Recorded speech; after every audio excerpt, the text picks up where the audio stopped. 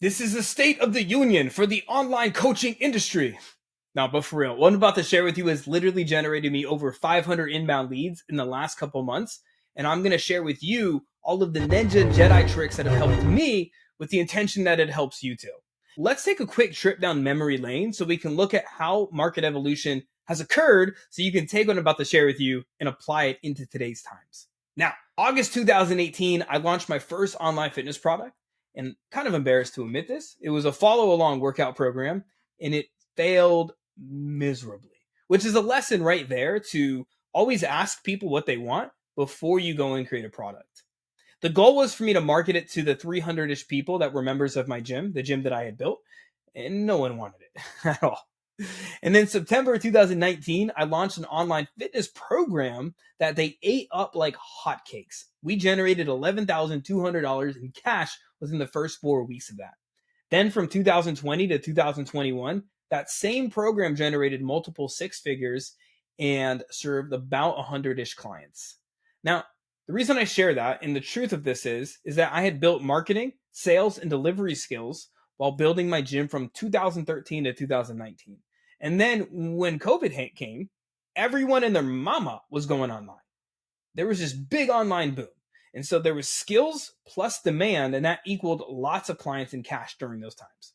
I had so many coaches around 2021 asking me to teach them the marketing skills and the strategy that was landing me inbound leads and filling my program up with clients that I eventually cracked around it was early 2021, and I started teaching other coaches everything that I knew about marketing an online fitness business. Fast forward to today, we all can feel that 2020 to 2023 online boom. We could feel that it's ended, and it's been ended for a little bit. Right now, there's people that are more skeptical than ever. Many people have been burned by at least one coaching company, maybe more, and people are grasping their wallets tighter than ever before because the internet makes it really easy to sell products and services, and people just don't know who to trust.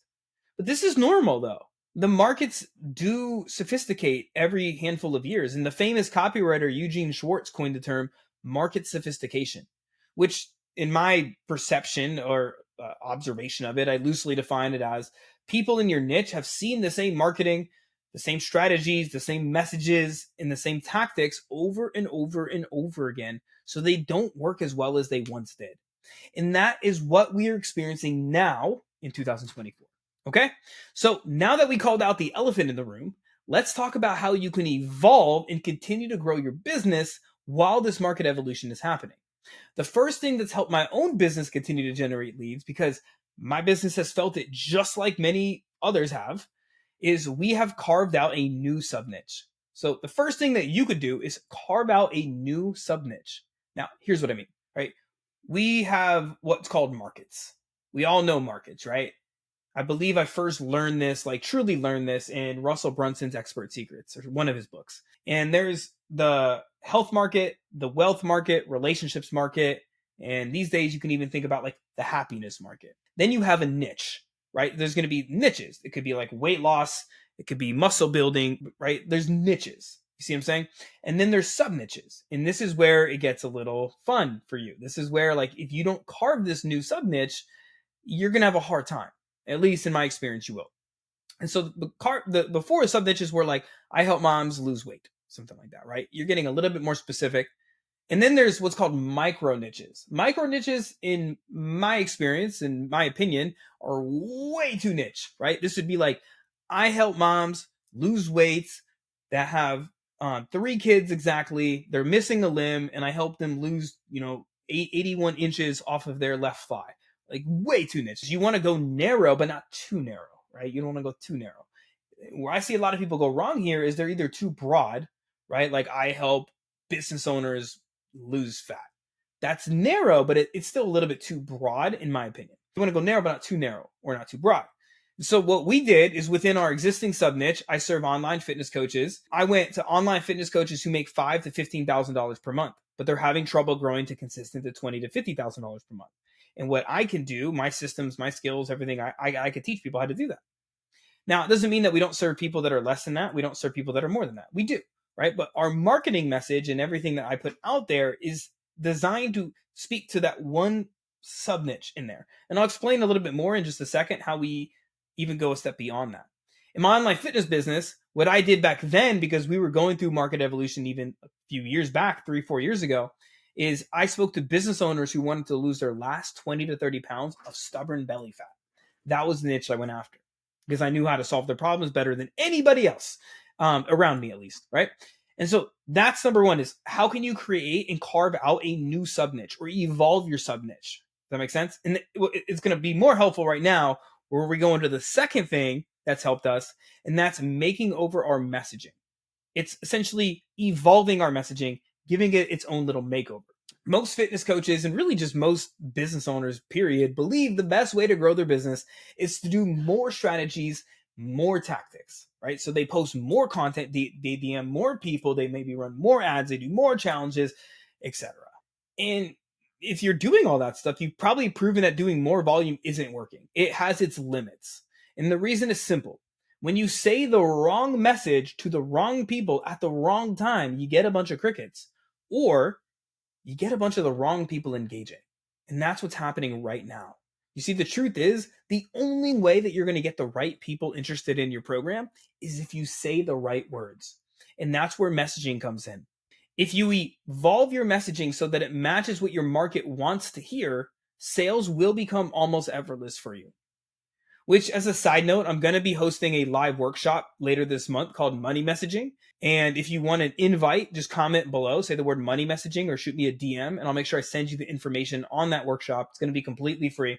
If you want to attend it, let me know. Now, I'm going to unpack messaging more in just a second, but I want to share with you this last thing, and then we'll kind of put a bow in this, and I'll unpack some examples for you.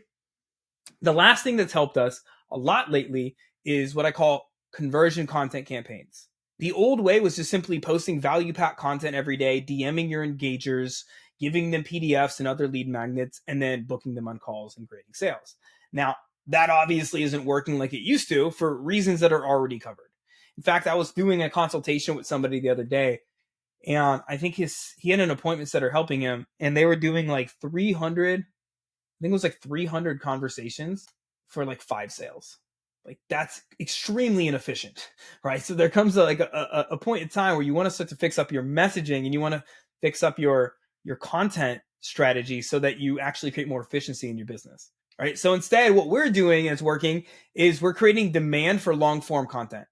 Like, think about long form content in terms of like live trainings, masterclasses, workshops. Some people do challenges, things like that.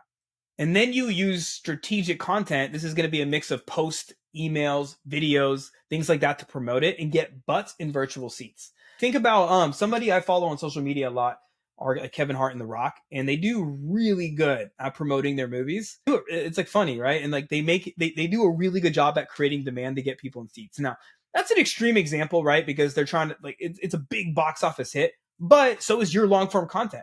And most people they go live in their Facebook group or something like once a week and do a masterclass. Again, very outdated strategy. And they're not creating enough demand for it. Like, what we do is we literally are creating demand for a couple weeks at a time for a long form piece of content. We drive a lot of traffic there, and then you get a lot of people that you can have in one area. So an example of this in the fitness niche is one of my clients. She just did this with 500 people, right? She got 500 people to come to her live training on Facebook, and she ended up booking which was relatively low for the amount of people, which is a problem in itself, right? Because once you get people there, this is how you create a system. You start to be able to like fine tune the actual system to produce the results you want. But she booked I think 16 calls or something along those lines. And so you could book a lot of calls in mass when you do this, right? Which kind of brings me to this. Like, we call the long form content conversion events. I didn't coin that term. This has been in the industry, but it's called conversion events for a reason. Because when you do these trainings or workshops or whatever correctly, you will book a lot more sales calls in mass. It's science. It's numbers. I'm not saying not to post content every day. I'll go into my content cadence now that I think about it as a little bonus here in just a second. But what happens is when you're focused on driving your audience to a long form piece of content, and you do that well, you structure it well with the right hook, you tell stories to keep people's interest, you have a good call to action, you'll get a lot of people booked on calls all in one go versus having to be out there every day in your DMs and that whole deal, right? we have an entire content triad, which is like an ecosystem that I built that helps nurture and develop relationships with our audience. So, for example, we use a combo of Facebook plus YouTube plus email. So, Facebook is our top of funnel. This is where I'm sharing just more. I have like connection content. I'm promoting my workshops and my live trainings through there, right? I'm sharing what I call connection content, influence content, where I'm helping to shift my audience's perspectives, giving them these big insights, these aha moments. I'm sharing authority-based content so people know that like what I do works. I'm showing social proof, things like that. And then I do my conversion content, right? I do my conversion content campaigns to where I build up a lot of demand. And then I use YouTube. So I pair it with YouTube. So YouTube is a middle of funnel platform. You might be watching this on YouTube right now. You might have found me organically through the YouTube algorithm. That's cool. Welcome to my channel. But most people are going to find this they come through our Facebook or through our email. I use this as a way to provide more value. I can unpack topics like this way more in depth. It allows me to nurture people, which means care for, nurture the development of the relationships, right? So we're helping people develop a relationship. We're helping them grow. We're helping them have these these epiphanies, and we're doing it for free, which builds up goodwill in the market. So people start to be like, damn, that was really helpful, or that was really insightful. And then they start to trust us more, my brand more. And then we use email also as middle of the funnel. And I'll share my cadence in just a second, but email is really my main thing. I use email as like the hub. And then some of my emails will get put on Facebook. And then my really good emails will be used as YouTube videos, right? And so my cadence looks like this: 4 to 5 Facebook posts a week, 1 to 2 YouTube videos a week. We've been doing 1, but we're ramping up to 2. And then 6 emails, sometimes even 7 emails a week. And then I repurpose my best emails into my content. And then the best performing out of both of those become my YouTube videos. So it's not even creating that much content, right? I'm creating maybe 1 piece of content a day, which I batch create. I take 2 hours a week to write my content. I spend 90% of my time actually writing my hooks and my headlines. And then I create the other 10% goes to writing the post. So it takes me 2 hours a week to do that. And then I take 2 hours a week to film videos like this and batch record like reels and things like that. And so you can have a top of funnel like Instagram or LinkedIn or whatever. It doesn't matter. You just want to have a top of funnel. I strongly suggest you use something like YouTube as like a middle of funnel nurturing tool. And then you pair it with email. Like that's been a really deadly combination, if you will, that's allowed us to have an ecosystem to be able to build relationships and provide tons of value in our audience. And you're going to convert a percentage of those people into clients at a much higher rate than if you were just doing Facebook and email alone, if you kind of combine a whole ecosystem. So to recap, and then as I promised, I'll unpack messaging just a bit, and then we'll wrap this up. So to recap, the first thing is building marketing and sales skills, right? This is where like I would never have taken off so quickly in the online space if I didn't spend 7 years building skills, growing my gym. And some of the foundational things that have helped me are copywriting, like how to learn how to say the right words in the right way to the right people to be able to turn strangers on the internet into motivated buyers. Like that is you can virtually write your own ticket if you have that skill. Video, you just got to be decent at video. So like people like are captivated, like you know how to like shift your tonality, you know how to like just have energy on video. So a lot more to video than that, but yeah. And then high ticket sales, right? Knowing how to actually sell your services is a key skill. And then from there, you want to go narrow and carve a new sub niche, right? So if you're like, I help moms lose weight, like how can you narrow it down without going too narrow, right? That's up to you. Like, I mean, there's so many ways we could do it, but you can get very specific like I did. I help business owners lose that last 20, 30 pounds of stubborn belly fat. You see what I'm saying? And then you want to make over your messaging. So if you want to get the full unpack of this, I highly suggest you come to our workshop later this month. It's going to be we're calling it money messaging because it sounds kind of cool. And we're going to be unpacking how to create more income, how to get more leads, and ultimately how to get more people to buy your stuff by using the right words. But what messaging is, so if you want to come to that, just comment down below, say money messaging, or shoot me a message on Facebook or Instagram, and I'll send you the details. But messaging in itself, you want to get really specific around the pains, the present moment symptoms that your ideal client doesn't want. You think about the complaints they're complaining about, You obviously want to think about like what they actually do want, right? Get specific there. As specific as you can is going to be key. Then you also want to think about what are their aspirations? Like what are they aspiring to be? In my old audience, they wanted to, like, I know they're business owners, but they actually wanted to be fit parents.